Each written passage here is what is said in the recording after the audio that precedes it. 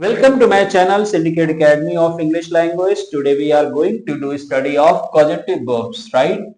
Why? आज हम लोग पढ़ेंगे क्या पढ़ेंगे? Causative verbs, right? Causative verbs होती क्या है? Do you know? Causative verbs वो होती हैं जिनमें काम हम खुद ना करके दूसरे से करवाते हैं, उसको बोलते हैं causative verbs. इनको बोलते हैं कारणात्मक वर्ब, राइट? जैसे यहां पे लिखा हुआ है कि देयर आर 5 causative verbs. कितनी causative verbs हैं? 5, राइट? 5 causative verbs हैं ये हमारी, राइट? कौन कौन सी है? पहली है गेट, दूसरी है लेट, तीसरी है कॉज और मेक और हैव. ये 5 causative verbs होती है. ओके, अब जैसे सबसे पहले हमने यहां पे लिखा है कि use of gate, right? Gate का प्रयोग हम कहां करेंगे? तो देखिए, जब कोई काम हम खुद ना करके, राइट? जब कोई काम हम खुद ना करके, राइट, खुद नहीं करते, हमें क्या करते हैं? दूसरों से करवाते हैं, तो वहां पे गेट का प्रयोग करते हैं, राइट? जब कोई काम हम खुद ना करके दूसरे से करवाते हैं तो वहां पे गेट का प्रयोग करते हैं. जैसे पहला सेंटेंस लिखा है, माताजी घर की सफाई करवा रही हैं. माताजी घर की सफाई करवा रही हैं. अब माताजी खुद तो नहीं कर रही है, माताजी घर की सफाई करवा रही हैं. Mother is sitting, but who is doing? कोई भी कर रहा है. Made is doing, the servant is doing, कोई और तो कर रहा है. तो यहां पे क्या लिखेंगे? Mother is. मदर इज क्या लगाया? सेंटेंस कौन सा है? करवा रही हैं, तो क्या लिखेंगे? Getting, right? The house cleaned, right? एक चीज और यहां पे अगर याद रखने की है कि जहां पे काम हम खुद ना करके दूसरे से करवाते हैं तो वहां पे एक चीज याद रखो, गेट इट और डन. ये रूल आपको याद रखना है. गेट इट डन का मतलब भी क्या है? करवाना. क्या मतलब है इसका? करवाना. ओके, यानी इसमें माताजी खुद नहीं कर रही हैं, करवा रही हैं. अगला है, मैंने कल एक पत्र लिखवाया. अब ये टेंस हमारा किसका हो गया? पास्ट का, राइट? तो देखिए यहां पे क्या है? I got a letter. I got यानी सेकेंड फॉर्म लगा दी हमने. I got a letter written, यानी कैसा? लिखा लिखाया. हमें जो पत्र मिला वो कैसा मिला? लिखा लिखाया मिला. यानी हमने उससे कहा भैया लिख दो, उसने लिख दिया और लिखा लिखाया हमें दे दिया. और यस्टरडे इसलिए हमने यहां पे ये लगाई पास्ट टेंस. क्लियर हुआ ये? दूसरा है यूज ऑफ गेट. गेट का प्रयोग एक और जगह भी होता है, जहां पर कोई भी क्लियर वर्ब ना हो, यानी कोई वर्ब क्लियर ना हो, ऐसा सेंटेंस हो, तो वहां पर गेट का प्रयोग करते हैं, राइट? जैसे आपने कहा कि मुझे देर हो रही है, राइट? मुझे देर हो रही है. अब इस सेंटेंस में वर्ब क्या है? अगर आप वर्ब कहो कि लेट, राइट? लेट तो वर्ब है नहीं, लेटिंग कर नहीं सकते हम. तो यहां पे क्या है कि मुझे देर हो रही है, जहां पर आपको कोई वर्ब दिखाई ना दे, when you are not getting any kind of verb, right? तो वहां पे आप गेट का प्रयोग करेंगे.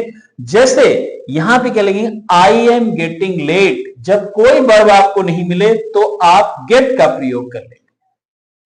समझ में आई नहीं? यानी जब आपको कभी, जैसे आप बोलते हो कि मुझे देर हो रही, तो आप बोलेंगे आई एम गेटिंग लेट. इसमें कोई वर्ब क्लियर नहीं है. दूसरा सेंटेंस है कि अंधेरा हो रहा है. अब अंधेरा हो रहा है, यहां भी कोई वर्ब आपको है क्या? लगी. अगर डार्कनेस कहो तो डार्कनेस वर्ब है नहीं, राइट? तो यहां पे हम क्या लिखेंगे? इट इज गेटिंग डार्क, यानी अंधेरा हो रहा है, राइट? दूसरी चीज, इसको यहां पे एक ही कहते हैं कि अगर कोई स्थिति बदल रही है, राइट? कोई कंडीशन चेंज हो रही है, तब भी गेट का प्रयोग करते हैं. और इसके लिए अगर आपको लिखना है तो यहां पे आप एक वर्ड और लिख सकते हैं, डार्कन. क्योंकि डार्कन जो होती है वो वर्ब हो जाती है और उसमें हम लगा देते हैं डार्कनिंग. तो इसका मतलब भी कह सकते हैं कि अंधेरा हो रहा है. समझ में आई नहीं? जहां पे कोई क्लियर वर्ब ना हो, वहां पर भी आपको केवल और केवल गेट का प्रयोग कर सकते हैं, राइट? अगला एक इसका और रूल है कि यूज ऑफ गेट, जब किसी चीज को दिमाग में बिठाने की बात करते हैं. जैसे मान लो आपने कहा क्या ये चीज आपको समझ में आ गई, या आप मेरी बात को समझ रहे हैं, यानी दिमाग में बिठाने के लिए कौन सा वर्ड यूज करते हैं पता है? इनकलकेट. Inculcate, INCULCATE, inculcate.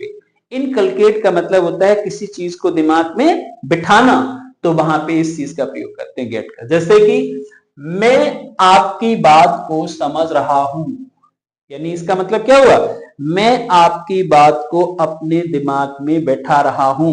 समझ आई नहीं, मैं आपकी बात को अपने दिमाग में बैठा रहा हूं, तो हम क्या लिखेंगे, आई एम, समझ आई वर्ड, आई एम और गेटिंग योर पॉइंट, राइट। मैं आपकी बात को समझ रहा हूं, आई am getting your point, it means I am inculcating into my mind, मैं अपने दिमाग में बैठा रहा हूं। दूसरा है, उसने इस बात को समझ लिया। अब देखो यहां पे क्या है, समझ रहा है, और यहां पे क्या है, समझ लिया है। अंडरस्टैंड? तो यहां पे आपने सेकेंड फॉर्म लगा दी, ही गॉट दिस पॉइंट, उसने इस बात को समझ लिया, यानी गॉट, यहां पे हमारा क्या हो गया, सेकेंड फॉर्म लगा दिया। क्लियर हुआ ये वाला? अगला देखिए क्या है, यूज ऑफ लेट, कि लेट का प्रयोग कहां करेंगे, तो जब हम कोई काम करना चाहते हैं, यानी we want to do any work, हम कोई काम करना चाहते हैं और दूसरे लोग हमें करने नहीं देते हैं, राइट, दूसरे लोग हमें रोकते हैं उस काम को करने से, तो वहां पर हम किसका प्रयोग करेंगे, तो वहां पे हम लेट का प्रयोग करते हैं, राइट। किस चीज का प्रयोग करेंगे, वहां पे हम लेट का प्रयोग करते हैं। अंडरस्टैंड? यानी जब कोई काम आप करना चाहते हो और दूसरे लोग आपको रोक रहे हो, तो वहां पे लेट का प्रयोग करते हैं। जैसे मेरे दोस्त मुझे पढ़ने नहीं देते हैं, यानी मैं पढ़ना चाहता हूं, I want to do study, right, but मेरे दोस्त मुझे पढ़ने नहीं देते हैं। जब दोस्त पढ़ने नहीं देते हैं तो वहां पे क्या लिखेंगे, देखो माई फ्रेंड्स, और टेंस कौन सा है, पढ़ने नहीं देते हैं, प्रेजेंट इंडेफिनिट का नेगेटिव, तो यहां पे आप लिख दिया my friends don't let me और स्टडी, राइट। अगर हम यहां पे लगाते डू स्टडी, राइट, तो डू से पहले हम कभी टू नहीं लगाते, क्योंकि लेट के बाद कभी भी टू नहीं आता है, राइट, टू का प्रयोग कभी नहीं करेंगे। क्लियर हुआ ये? वह मुझे पढ़ने नहीं दे रहा है, वह मुझे पढ़ने दे रहा है, सॉरी, वह मुझे पढ़ने दे रहा है, यानी अलाउ कर रहा है यहां पे, तो हम क्या लिखेंगे, ही इज, और टेंस कौन सा है, चल रहा है, तो हमने यहां कर दिया लेटिंग मी डू स्टडी। देखिए यहां पे लिखा है डू, लेटिंग के बाद यहां पे टू का प्रयोग आपको कभी नहीं करना है, ऑलवेज रिमेंबर, इस बात को ध्यान रखना है, राइट। समझ आ गई ये बात? अगला एक इसी का देखिए एक और है कि यूज ऑफ मेक, कि मेक का प्रयोग कहां करेंगे, ओके, जब हम किसी दूसरे व्यक्ति से तीसरे व्यक्ति को समझाने की बात करते हैं, यानी यहां पे इस सेंटेंस में कितने बंदे होंगे, तीन बंदे होंगे। एक बंदे से हम कह रहे हैं, राइट, कि आप अपने बॉस को समझा सकते हो, तो एक तो मैं हूं, मैं कह रहा हूं, और आपसे कह रहा हूं, और किसके बारे में, बॉस के बारे में। तो जब हम किसी दूसरे व्यक्ति से तीसरे व्यक्ति को समझाने की बात करते हैं, तो वहां पे क्या प्रयोग करते हैं, तो वहां पर हम राइट मेक का प्रयोग करते हैं। अंडरस्टैंड?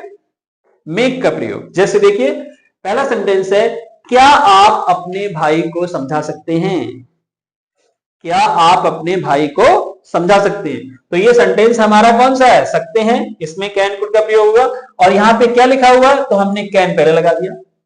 कैन यू मेक, देखो क्या लिखा है, can you make your brother, और लास्ट में लगाएंगे अंडरस्टैंड। कभी ये नहीं कहेंगे can you understand your brother, क्या आपने, इसका मतलब होगा क्या अपने भाई को समझ सकते हैं। देखो समझना और समझाना, समझने को बोलते हैं अंडरस्टैंड मी, और समझाने को बोलते हैं, क्या बोलेंगे समझाने को, मेक मी अंडरस्टैंड। तो यहां पे क्या है, क्या can you make your brother understand, ये नहीं बोले can you understand your brother, क्या अपने भाई को समझ सकते हो, नहीं समझा सकते हो, can you make your brother understand clearly. अगला है, वह अपने पिताजी को नहीं समझा सकता है। अब यहां पे वह, एक तो बंदा कह रहा है, राइट, कि वह अपने पिताजी को नहीं समझा सकता है, तो he can not make his father understand, वह अपने पिताजी को नहीं समझा सकता है। यहां पे भी कितने बंदे हैं? We are talking about 3 persons, 3 बंदों की बात करते हैं, राइट? तो जब भी whenever you are going to talk about the 3 persons, then we can use this। एक इसका और बचा है, देखिए, जैसे ये है कि यूज ऑफ कॉज, कॉज का प्रयोग कहां करेंगे, राइट? कॉज का प्रयोग कहां करेंगे? तो कॉज का प्रयोग हम करते हैं कि जब कोई व्यक्ति या चीज किसी चीज को होने या ना होने का, किसी चीज के होने या ना होने का कारण होती है, तो वहां पे कॉज का प्रयोग करते हैं, राइट? तो वहां पे किसका प्रयोग करते हैं? कॉज का प्रयोग करते हैं। यानी जब कोई व्यक्ति या चीज किसी चीज के होने या ना होने का कारण होती है, तो वहां पर हम कॉज का प्रयोग करते हैं। अंडरस्टैंड? नहीं? तो देखिए, पहला सेंटेंस लिखा है, बच्चा रोने का कारण आप हैं। बच्चा रोने का कारण आप हैं। तो इस सेंटेंस में सबसे पहले आपको क्या करना है कि इस वाले को लास्ट से उठाना है, राइट? क्या उठाना है? लास्ट से आपको उठाना है, यानी यू आर कॉज्ड। देखिए लिखा है यू आर कॉज्ड। अब इसका मतलब क्या हुआ? You are caused. कॉज्ड जब किसी चीज में लग जाता है, थर्ड फॉर्म लग जाती है, तो पूरी तरीके से चीज भर जाती है। यानी यू आर कॉज्ड, इसका मतलब हुआ आप कारण हैं। अब यहां पे वो नहीं कि कारण होंगे, ऐसा कुछ नहीं है। यू आर कॉज्ड, आप कारण हैं। किस चीज को? टू वीप द चाइल्ड, बच्चा रोने का कारण कौन है? आप हैं।